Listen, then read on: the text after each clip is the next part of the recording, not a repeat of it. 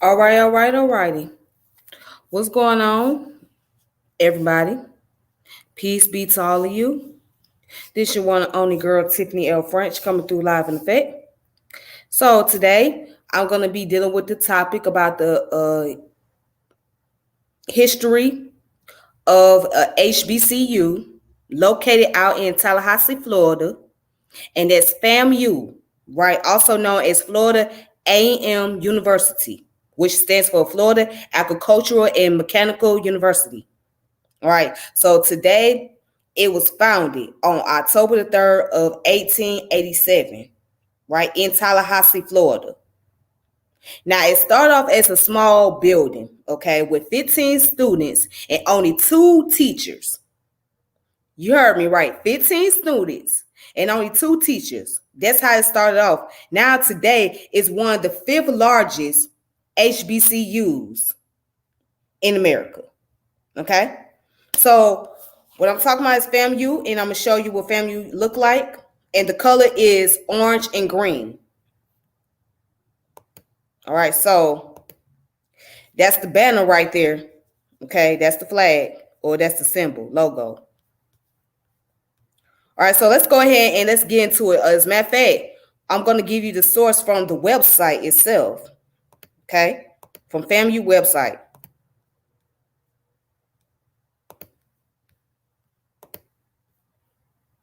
If you guys can see that, okay, that's the website. All right, so according to their website, the history of Florida Agricultural and Mechanical University, FAMU. Florida Agricultural and Mechanical University was founded as a state normal college for colored students, and on October the 3rd, 1887, it began classes with 15 students and 2 instructors. Today, FAMU had, as it has become officially known, is the premier school among historically Black colleges and universities, prominently located on the highest hill in Florida's capital city of Tallahassee. Florida AMU A&M University remains the only historical Black university in the 11-member state university system of Florida. I'm gonna read that again because I did a terrible job. Florida A&M University remains the only historically Black university in the 11-member state university system of Florida. All right. Now check this out. In 1884, Thomas Van Rensselaer Gibbs, a Duval County educator, was elected to the Florida legislature. Although his political career ended abruptly because of the resurgence of segregation, Representative Gibbs was successful in orchestrating the passage of House Bill 133 in 1884, which established a white normal school in Gainesville, Florida, and a colored school in Jacksonville.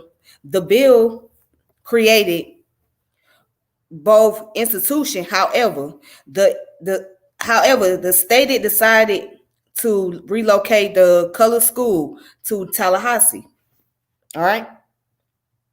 Now, Thomas DeSalle Tucker, who was born in 1887 and passed in 1901, an attorney from Pensacola, was chosen to be the first president. All right. Former state representative. Hold on, let me take that back. I think I got the date wrong. Okay, I think he ran from 1887 to 1901. Okay, I got it wrong. My bad. But going back, let me start that again. Thomas DeSalle Tucker, an attorney from Pensacola, was chosen to be the first president. Former state representative Gibbs joined Mr. Tucker as the second faculty member.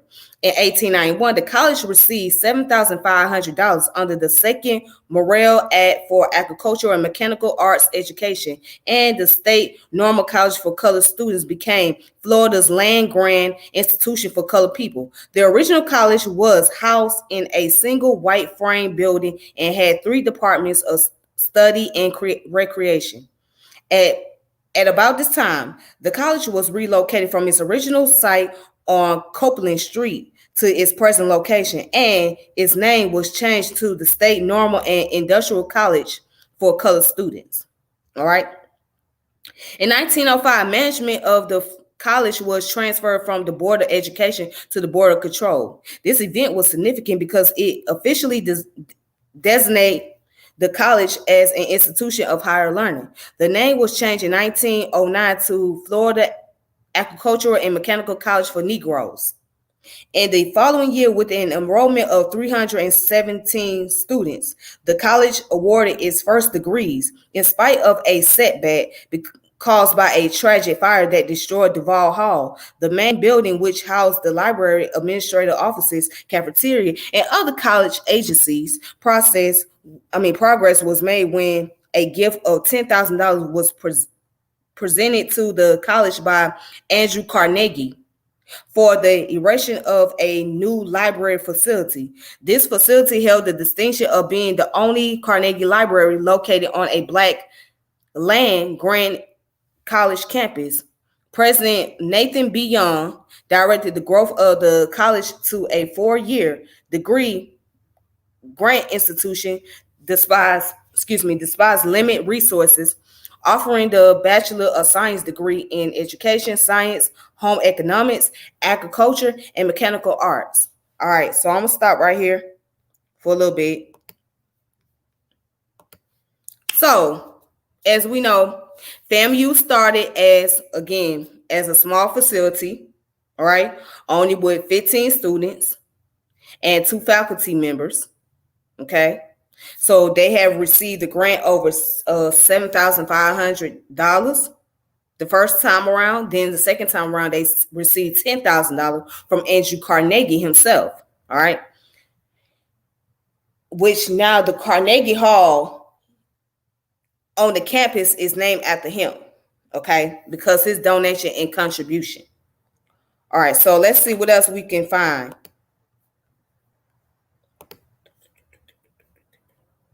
All right, so here it is. Under the administration of John Robert Edward Lee Sr., the college acquired much of the physical and the academic image as it has today. Building was erected, more land was purchased, more faculty were hired, courses were upgraded, and accreditation was received from several state agencies. By 1944, FAMC had construction 48 buildings, accumulated 396 acres of lands, and had 812 students and 122 staff members. In 1949, under the guidance of William H. Gray Jr., expansion along with reorganization continued. The college obtained Army ROTC unit, and student enrollment grew to more than 2,000. How about that? Perhaps one of the greatest achievements came under the presidency of Dr. George W. Gord. The Florida legislature elevated the college to university status, and in 1953, Florida A&M College became Florida Agricultural and Mechanical University. Obtaining university status meant reconstructing existing programs and designing new academic offerings to meet the demands of producing quality students at the professional and graduate levels. Between 1953 and 1968, the schools of pharmacy, law, graduate studies, and nursing were created.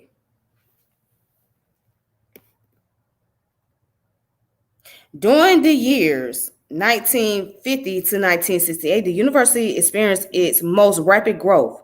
23 buildings were constructed and renovated with costs totaling more than $14 million. These facilities include the dairy barn, the faculty duplexes, law wing, a Coleman library, Gibbs Hall, Tucker Hall, Truth Halls, agricultural and home economics building, etc. So I'm going to go ahead and skip that part down. Even they have a high school gymnasium, stadium, health and physical education building.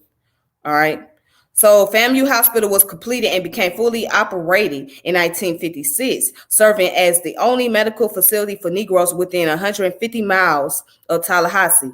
FAMU achieved a significant first by becoming the first Negro institution to become a member of the Southern Association of College and Schools Commissions on Colleges. All right. So enrollment grew to more than 3,500 and the number of faculty increased by more than 500.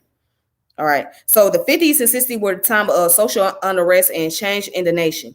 The students of Florida A&M University were integral in sparking a boycott of the buses in Tallahassee that successfully staged integrated the city public transportation. As a result of their courage and determination, the students of Florida A&M University established a legacy of social involvement and responsibility as a part of the collegiate experience for future generation of rattlers. All right. Okay, so um I'm gonna skip some of the paragraphs, but it says here the period following the turbulent 60s brought unprecedented growth to the university at a time when federal laws were demanding desegregation. Dr. Benjamin L. Perry Jr. was credited with preserving the autonomy of Florida A&M in 1971. FAMU was recognized as a full partner in the nine-university public higher education system of Florida. The program and academic areas with the institution were extended to include the Black Archives Research Center and Museum, established as a state repository for Black history and culture. The Division of Sponsored Research, the program in medical science, in conjunction with Florida State University and the University of Florida, the development of the School of Architecture, a naval ROTC, establishment of the cooperative programs in agriculture, and a degree granting program in Afro-American Studies. Enrollment increased from 3,944 to that was in the 1960s to 5,024 in the 1970s. All right. Let's see.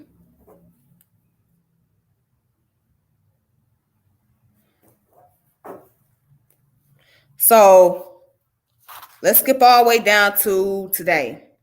Okay. Because there's a lot of information on this website. All right, so I'm just going to skip down.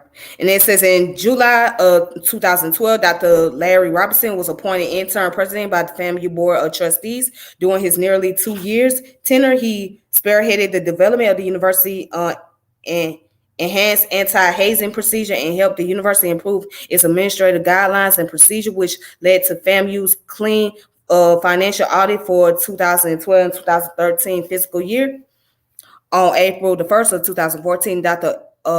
Elmira Mangum became the 11th president of FAMU and the first permanent female president in the institution 126 years history. In its capacity, she was responsible for the operation of the university, which includes approximately 10,000 students and 700 faculty.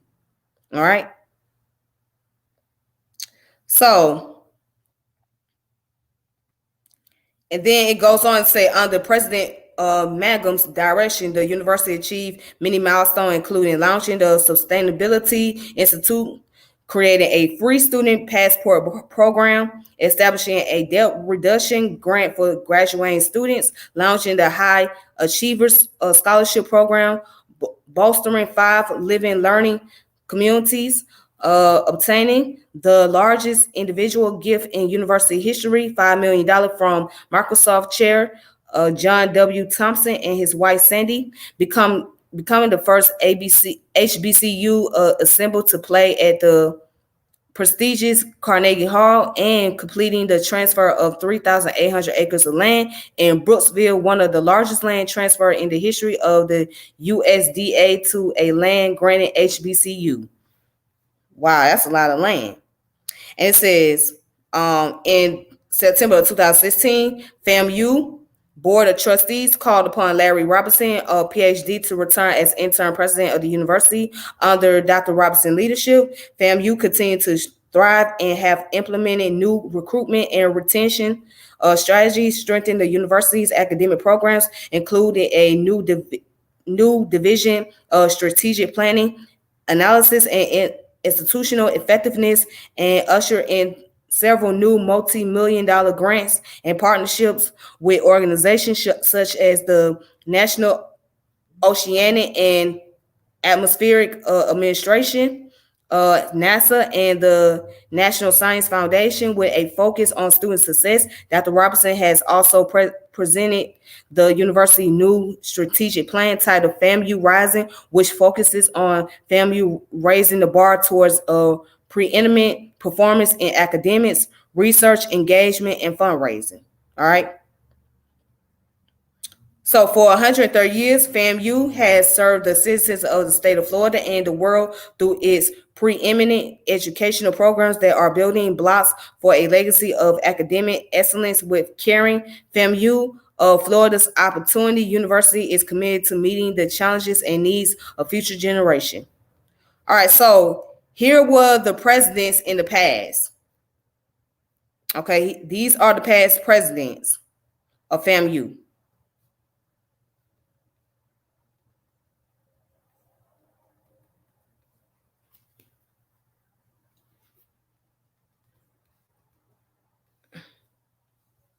All right, these are acting interim presidents. Okay.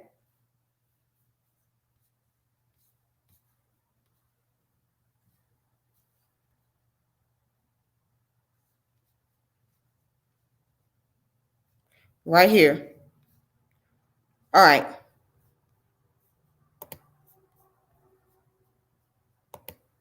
So as of today, FAMU is still around, it's still surviving, still going strong as a university. Because you know that there has been a few colleges, HBCUs, that has been closed due to loss of accreditation or lack of funding. All right. So I want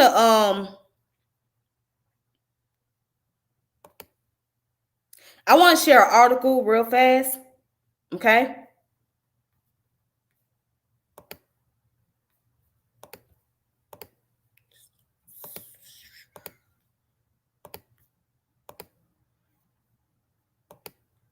Now, I want to share an article, and it's regarding to the board of trustees that was approved of. The board of trustees have been approved for almost $375 million budget. All right. So this article came out this year, 2020, in August. All right. So let me go ahead and look that up. Let's read. All right, FAMU Board of Trustees approved almost $375 million budget. All right. At the end of last week, Florida A&M University Board of Trustees approved a $374.7 million operating budget for the 2020 and 21 fiscal year. Okay, meeting virtually, FAMU trustees approved the spending plan, which takes into consideration impacts of the COVID-19 pandemic, such as the suspension of fall sports by the Mid-Eastern Athletic Conference and student and family choices regarding enrollment. This budget reflects our best physical response given the circumstances we face, said President Larry Robinson. Our goal is to deliver the highest standard of education while safeguarding the health and well-being of our students, faculty, and staff. We will get through this together.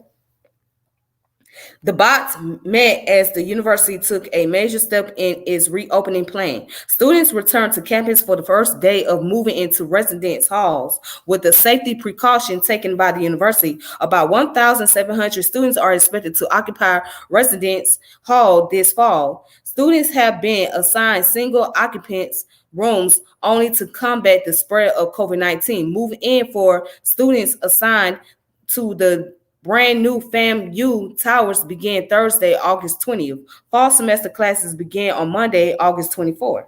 All right. The university will receive $100.4 million in general revenues and $22.7 million from the lottery. Students' tuition is projected to generate $67.8 million.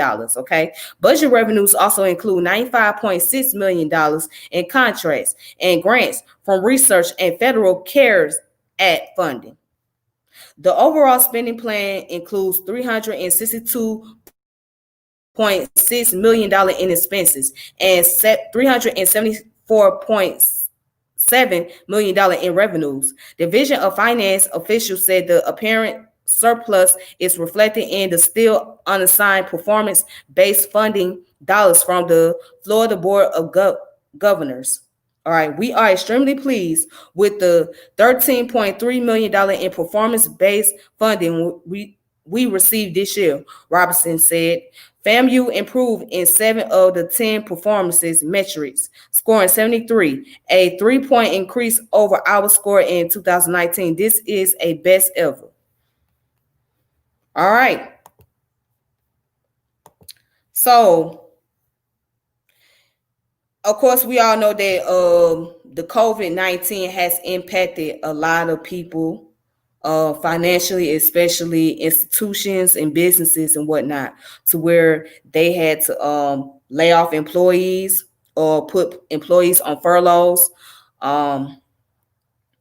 either close down businesses and things like that. But again, from what I'm reading, that FAMU is still standing strong with the budget of 300 and was it close to $375 million. So, that's great. And hopefully it will continue to be that way. Hopefully this FAMU will last and be around longer, right? So that way the generation to come will know that there is a school that was started by their ancestors and how it took the trouble, it took hard work and dedication to put these schools out there. All right. Let me see something. And I think I want to show something else real quick. Let's see. I want to show some more information on Wikipedia or WikiOne, rather. Okay. Let's go to. All right.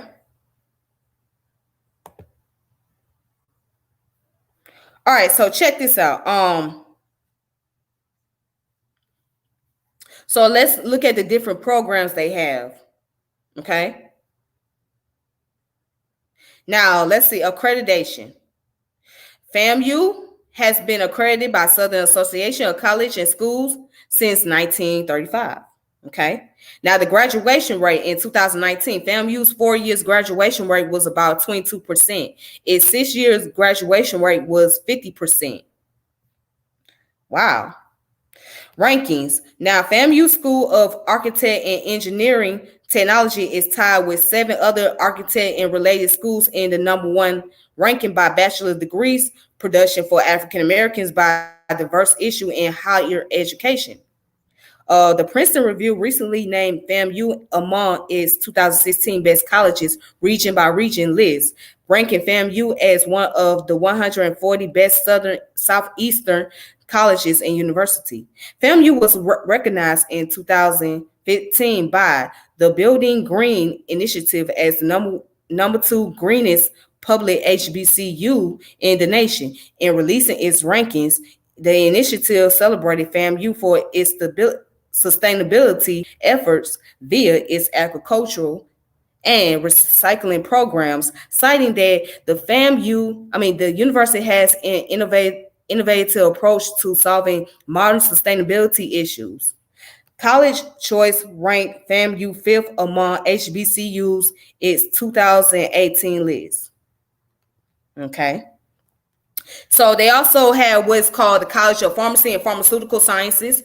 The School of Pharmacy was organized in 1951. It received its present name in 1985 in recognition to expand role and mission of the college in professional and graduate education. It is now one of the largest colleges of pharmacy in the country. It offers a Doctor of Pharmacy degree and also a PhD program in pharmacy. The fall Pharmacy D enrollment was 1,068, and FAMU has produced over 20% of the nation's African American pharmacists.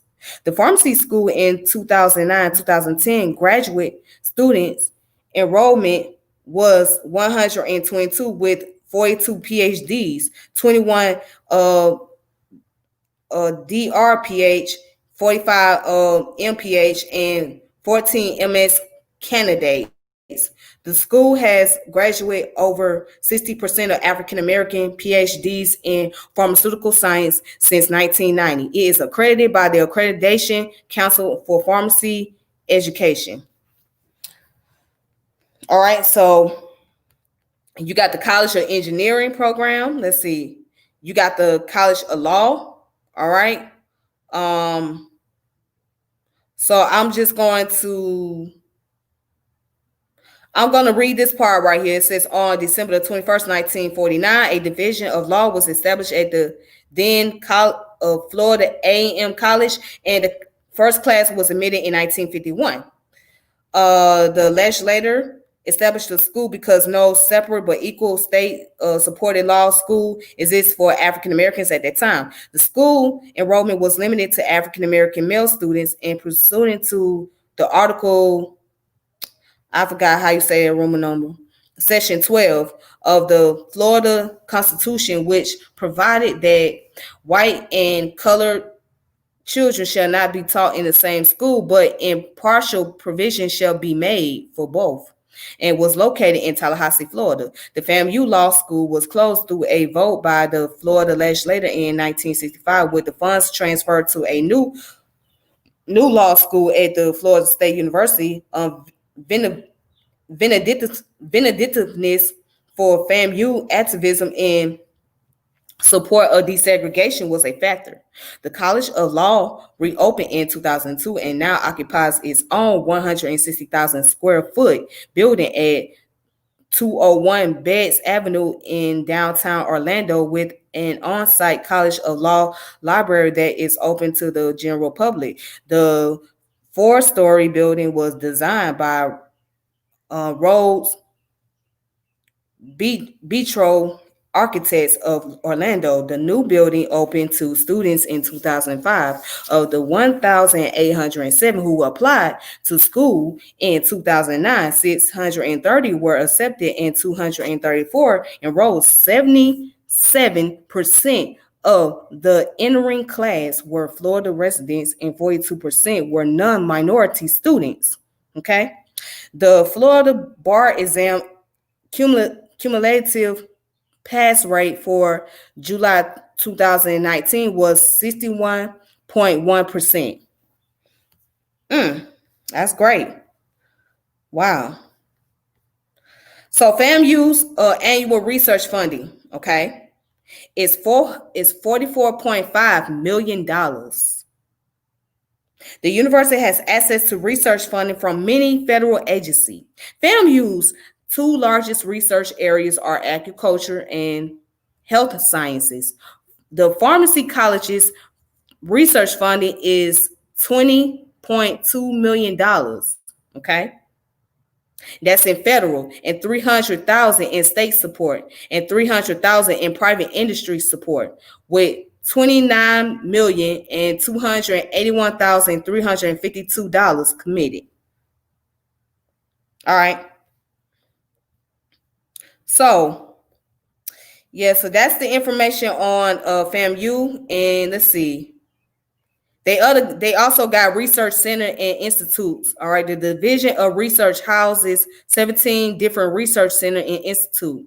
They got the Center for Biological Control, Centers for Disability Access and Resource, Center for Environmental Equity and Justice, Environmental Cooperative Science Center, and Center for Intelligent Systems Control and Robotics, Center for International Agricultural Trade Development, Research and Training, Center for International Law and Justice, Center for Plasma Science and Technology, Center for Viticulture Science and Small Fruit Research, Center for Water and Air Quality, Center for Secure Computing and Information Assistant, Meek Eaton Southeastern Regional Black Archives Research Center and Museum, Small Business Development Center, Institute for Building Sciences, Juvenile Justice Research Institute, Institute for Research in Music and Entertainment Industry Studies.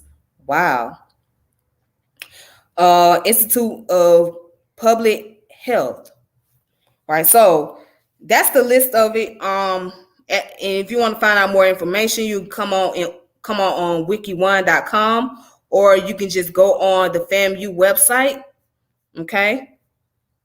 So which is www.famu.edu. So you just go on their website, you want to look up more information if you are interested, or if you got a child that's interested in going to a HBCU, you can look up more information on their page or whatnot. But yep, this is the history of this is the history of FAMU University. Okay. Yep. So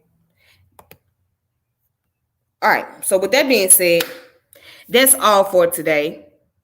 And I thank you all for watching. I appreciate that a lot. So make sure you share this video, okay? Or make sure you subscribe to my YouTube channel, which is Tiffany French. For more information on daily histories, other general topics, miscellaneous topics, and all that good stuff. So, or if you want to do a platform with me one day where you want to talk about a subject matter that is relevant, or that you feel that it's important, then that's no problem. But you just have to contact me and let me know like what day and what time, and and I can work out some type of availability for it. But other than that, I thank you all for watching, and thank you to those who have been subscribing to the channel. I appreciate that. Thank you.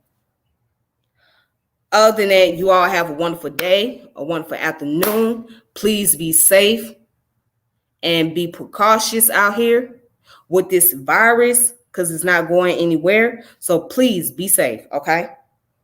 All right. Take it easy.